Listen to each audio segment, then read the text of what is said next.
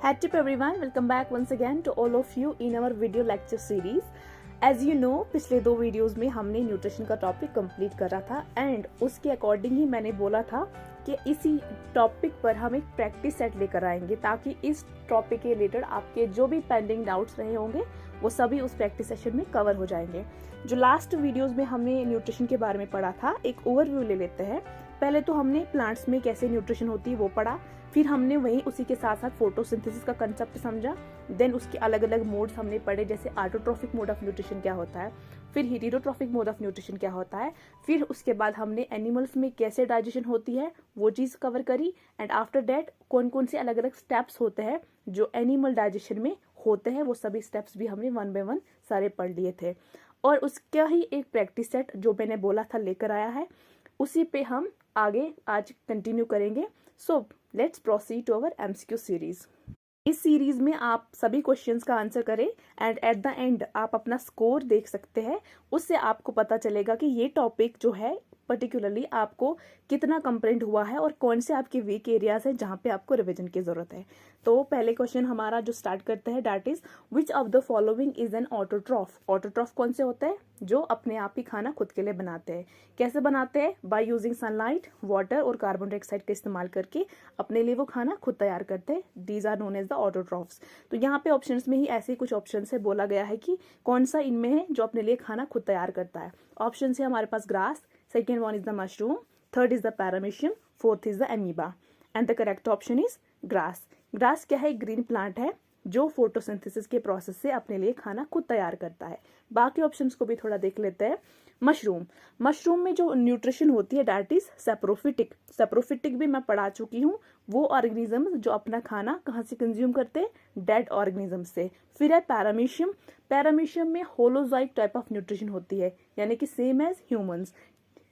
अब ह्यूमंस में जैसे कि फ्रॉम द स्टार्टिंग होती कहाँ से? खाना लिया, इंजेक्शन से लेकर वेस्ट ऑफ द जो वेस्ट होता है वो रिमूव हो जाता है, इजेक्शन प्रोसेस तक चलता है।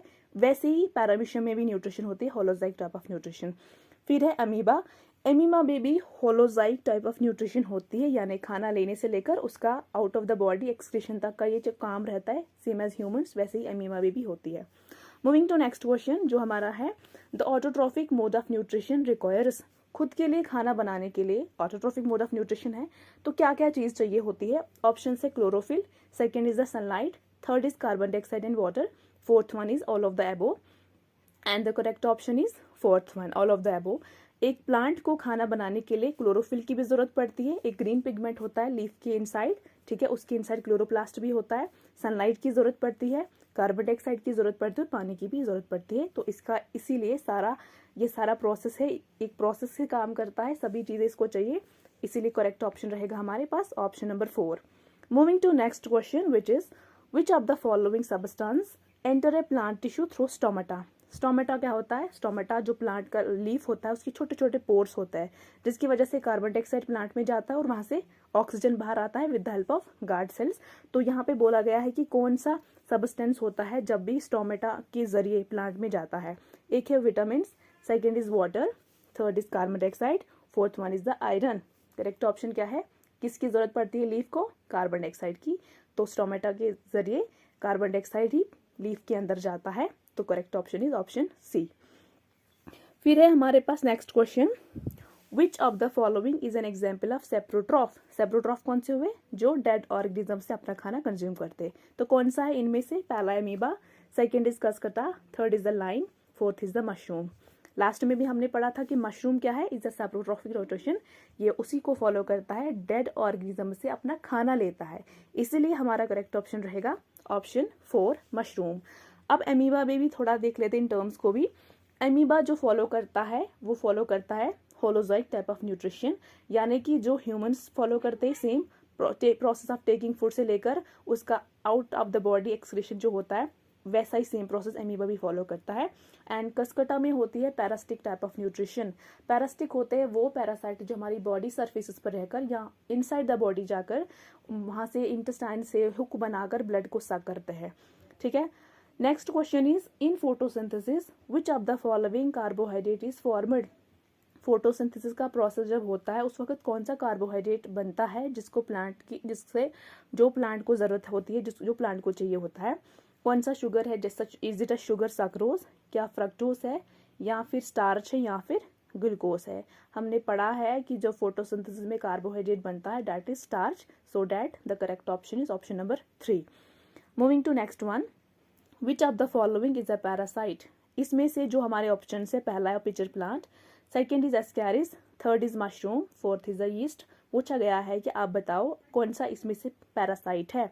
एंड पैरासाइट आपको पता ही है कि जो बॉडी सर्फेसिस पर रहकर अपना खाना कंज्यूम करते हैं, दैट इज कौन सा रहेगा correct option, option number 2 Ascaris. Ascaris एक मतलब पैरासाइट है जिसकी वजह से, एस्कैरिस लम्ब्रिकॉइडस इसका पूरा नाम है, उसकी वजह से राउंड वॉर्म इन्फेक्शन होता है। ठीक है, एस्कैरिस लम्ब्रिकॉइडस इज द पूरा कंप्लीट नाम है इसका। एक पैरासिटिक इन्फेक्शन होती है इंटेस्टाइन्स में राउंड वॉर्म्स का।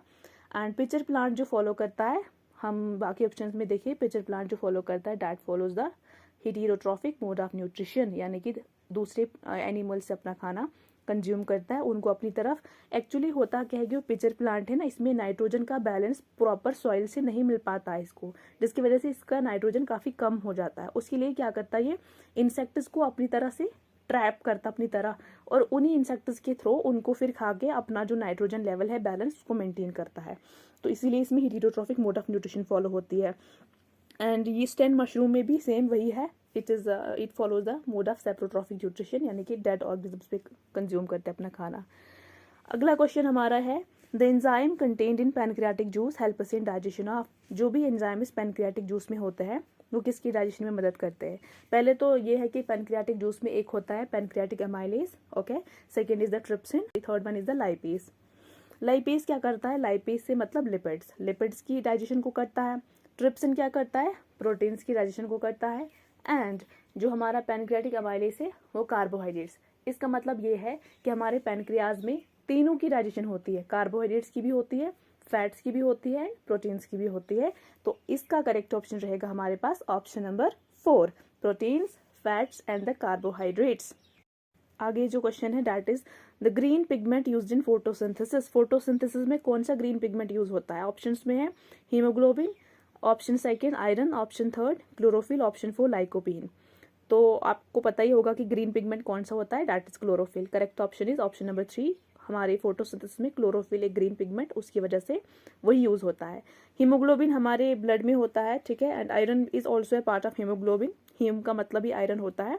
फिर रहा लाइकोपीन, लाइकोपीन क्या है, ये एक कैरोटिनाइड टाइप ऑफ पिगमेंट है जिसकी वजह से जो फ्रूट्स होते हैं उसमें रेड कलर आ जाता है। You can see tomato red colour का होता है, वो लाइकोपीन की वजह से होता है। एंड वाटरमेलन वो भी रेड कलर का होता है, that's also because of lycopene की वजह से, क्योंकि ये कलर देता है, इट्स एन कैरोटिनाइड पिगमेंट जो कलर देता है फ्रूट्स को। Moving to next one, hydrochloric acid is secreted by which organ. कौन सा ऑर्गन हमारी बॉडी का है जहां पर HCl सेक्रेट होता है। Very easy, that organ is option number 3 stomach. Stomach में ही निकलता है ना हाइड्रोक्लोरिक एसिड, ओके, जिसकी वजह से खाने की डाइजेशन होती है एंड वहाँ का एसिडिक मीडियम भी वो मेंटेन करता है। एंड जो बाकी ऑप्शन है that is buccal cavity. Oral cavity हमारे जो माउथ की कैविटी उसको बकल कैविटी दूसरा नाम उसी का है। ईसोफेगस हमारी फूड पाइप होती है जिसकी वजह से हमारा खाना स्टोमक तक पहुंचता है। एंड स्मॉल इंटेस्टाइन में जो खाना जब डाइजेशन की बात जाता है वहाँ पे उसकी एब्जॉर्प्शन होकर ब्लड में मिलता है। Moving to next one, saliva contains which of the following enzymes. सबको होपली पता होगा कि सलाइवा में सलाइवरी एमाइलेज होता है, ओके, जो कार्बोहाइड्रेट्स की डाइजेशन में हेल्प करता है, जिसको सलाइवरी ग्लैंड्स निकालते हैं, जो उनके लोकेशन मैंने पिछले वीडियो में बताई थी कहाँ कहाँ पे होते हैं और कितने हैं। 3 टाइप्स होते हैं, parotid, sublingual and the submandibular. And saliva में हमारा सलाइवरी एमाइलेज होता है, so it's correct option is option number 3। बाकी जो ऑप्शन है pepsin, trypsin and the lipase, ये भी एंजाइम्स है। पेप्सिन करता है प्रोटीन्स की डाइजेशन, ट्रिप्सिन भी करता है प्रोटीन्स की डाइजेशन, एंड लाइपेज किसकी करता है, फैट्स की, यानी कि लिपिड्स की डाइजेशन करता है। हमारा नेक्स्ट क्वेश्चन है, विच of the following protect the inner lining of the stomach from the harmful effects of hydrochloric acid.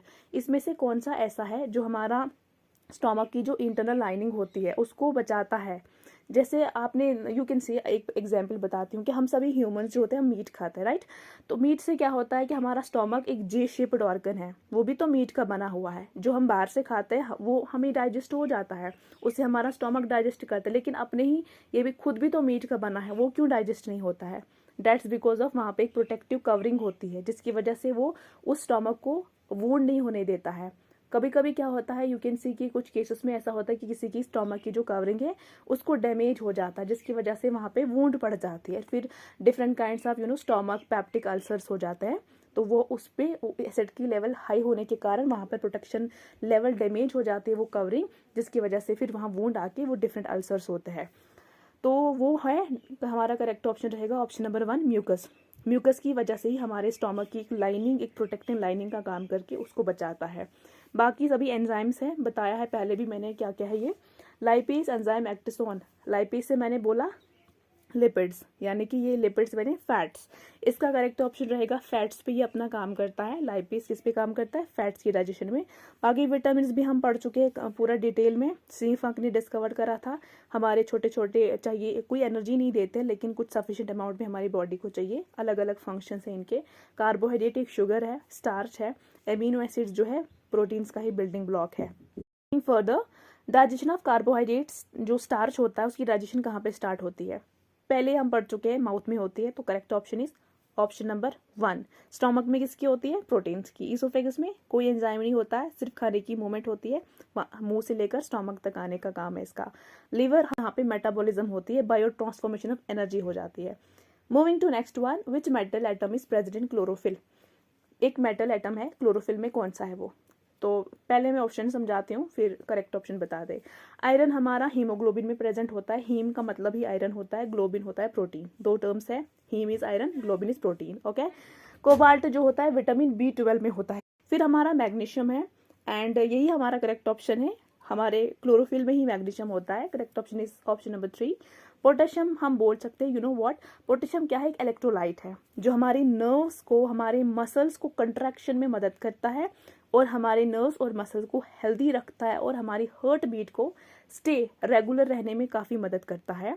और साथ ही साथ इसका एक और इम्पॉर्टेंट फंक्शन होता है, डैट इज ज़्यादा से ज़्यादा न्यूट्रिएंट्स को अपने सेल के इनसाइड लेकर जाता है और सेल के अंदर जो भी वेस्ट होता है उसको बाहर लेकर आता है। This is the function of potassium. Moving to next question, chlorophyll is located mainly in which part of plant? Chlorophyll है ज़्यादातर प्लांट के कौन से हिस्से में होता है?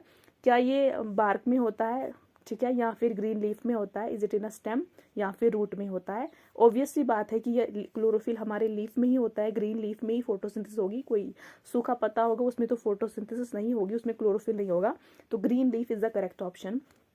Next question, apart from the plant which micro organisms also do photosynthesis? Plants के अलावा वो कौन से माइक्रो ऑर्गेनिजम्स होते हैं जिनमें फोटोसिंथेसिस होते हैं? हमने पढ़ा था कि ब्लू ग्रीन एल्गी भी होती है एंड ये साइनोबैक्टीरिया भी है जिसमें फोटोसिंथेसिस होती है प्लांट्स के अलावा। And it's correct option is option number 1, algae and cyanobacteria also follows the process of photosynthesis. ठीक है। Moving to next one, which cell organelle is called as the kitchen house of the cell? हमारे cell का जो एक organelle होता है, कौन सा वो ऑर्गेनल है जिसको kitchen house of the cell? अब किचन हाउस क्यों बोलते हैं? देखो, किचन में क्या होता है, मेनली खाना तैयार होता है, प्रिपेयर होता है ना खाना। हम मतलब अगर घर की बात करें तो सबके लिए खाना। सिमिलरली प्लांट्स के लिए भी खाना कहाँ पे बनता है? वो उसका किचन कहलाता है, क्लोरोप्लास्ट में बनता है। क्लोरोफिल के अंदर ही क्लोरोप्लास्ट होता है जहाँ पर ज़्यादा से ज़्यादा लाइट एनर्जी ट्रैप होती है और वो केमिकल एनर्जी में कन्वर्ट हो जाती है, जिसकी वजह से प्लांट के लिए खाना प्रिपेयर होता है। दैट इज़ वाई हमारा करेक्ट ऑप्शन रहेगा ऑप्शन नंबर 4, क्लोरोप्लास्ट। फिर है माइटोकॉन्ड्रिया, ये तो power house of the cell है जहाँ पे एनर्जी स्टोर रहती है। राइबोसोम्स क्या करते हैं? ये प्रोटीन्स जो होते हैं, प्रोटीन की सिंथेसिस, पॉलीपेप्टाइड चेन्स बनाते हैं, प्रोटीन की सिंथेसिस करते हैं। फिर है वैक्यूल, वैक्यूल क्या करता है? जितने भी वेस्ट प्रोडक्ट्स होते हैं एनिमल्स में उसको बाहर कर देता है। और प्लांट्स की अगर बात करें तो वैक्यूल का वहाँ पे काम होता है प्लांट के अंदर पानी को बैलेंस करके रखना, ये वैक्यूल का फंक्शन है। नेक्स्ट क्वेश्चन हमारा रहेगा, undigested food is temporarily stored in? जो भी खाना हमने खाया जो अनडाइजेस्टेड रहा, जो स्टोर नहीं हुआ, वो टेम्पररी कुछ देर तक, बाद में तो वो बॉडी से रिमूव हो जाता है, लेकिन कुछ टाइम तक वो कहाँ पे रहता है? तो वो लार्ज इंटेस्टाइन में रहता है, लेकिन लार्ज इंटेस्टाइन का एक पार्ट होता है which is known as the rectum, जहाँ पे वो स्टोर रहता है। And it's correct option is going to be option number 2, rectum. Small intestine में क्या होता है? एब्जॉर्प्शन। लार्ज इंटेस्टाइन में वेस्ट रहता है, जो भी एक्स्ट्रा वेस्ट आ जाता है वहाँ से रेक्टम में जमा होता है एनस के थ्रू, फिर थ्रू एनल स्फिंक्टर उसको रेगुलेट करके बॉडी से आउट कर देता है। फिर है हमारा आगे का next question, enzymes produced by pancreas are? पहले हम डिस्कस कर चुके हैं कि जो भी एंजाइम्स पैनक्रियाज निकालता है, एक तो एमाइलेज होता है pancreatic amylase, second is the trypsin जो प्रोटीन्स को डाइजेस्ट करता है, third one is the lipase which is used for the digestion of fats, and as per that the correct option is option number 4. The last question of this series is the plant which traps insects to get nitrogen. कौन सा plant है जो insects को अपनी तरफ trap करता है ताकि अपनी नाइट्रोजन बैलेंस को बराबर करे?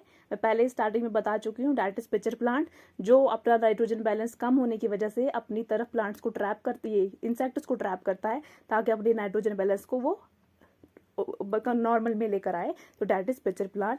एंड बाकी रोज इज ऑल्सो प्लांट, कसकटा का भी बता चुकी हूँ, ये क्या फॉलो करता है, parasitic mode of nutrition, and sunflower भी सनलाइट फोटोसिंथेसिस को ही फॉलो करता है. That's all for today. Thanks for watching. I will meet you soon in next video, in next topic. Till then, take care and have a good day ahead. And don't forget to like, subscribe and share my channel. And also hit the bell icon to get all the notifications as we upload the video. Thank you so much. I'll meet you soon. Bye-bye.